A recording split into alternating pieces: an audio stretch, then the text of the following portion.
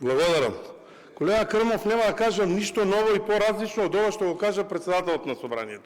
Целта на оваа алатка е следственост на она што се случуваше во изминатиот период со деловникот. Деловникот е носен од страна на пратеници во кои што бевте вклучени во неговото носење, да кажам, и вие во делот на процесот на изработка, и која е целта на овие опозицијски пратенички прашања од 2 часа.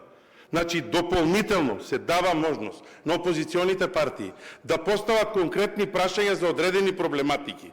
Целта, зошто се покануваат председателот на владата и согласно членот 5 од ставот 5 од членот 42 е дека на седницата присуствува председателот, но има изимка, доколку има некоја обврска да не биде присутен, а да овласти некој овластен представник кој што ќе биде на негово место. Да дојдат тука тие пратеници, не цела влада да ја носиме тука, неколку пратеници за другите да можат да ги тераат нивните дневни активности и надлежности кои што ги имаат. Да дојдат тие за кои што се поставуваат прашања. Затоа и вашето писмо е така напишано и добро е напишано. Вие се обраќате кој министри, кој пратеник на кој министер. Не интересира кое прашање ќе го поставите, ваше е тоа право. Ама ги повикуваме тие. Сега премиерот е тој, денеска е прв пат и ова мораме ние да го расчистиме. Премиерот е тој за кој што однесува прашањево. Што ако прашањево беше за некој министер кој што денеска не е повикан тука? И затоа се повикува за да се има следственост и на целата работа. И председателот на собрание и ние. Вие сте се обратиле до председателот со писмо. Писмото е во ред. Редоследот на вашите места можете да го смените. Бил Амар, на негово место доаѓа Реджеп, не е спорно.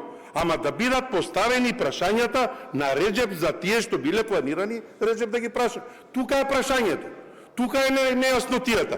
А вие не викате на наша добра волја сме напишале кој. Значи и идејата на самите овие опозициони пратенички прашања од 2 часа е токму таа. Затоа се тука.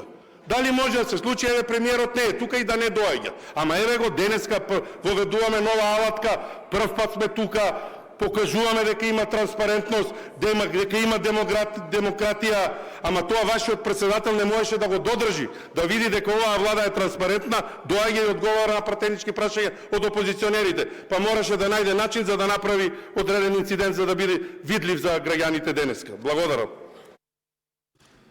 Благодарам.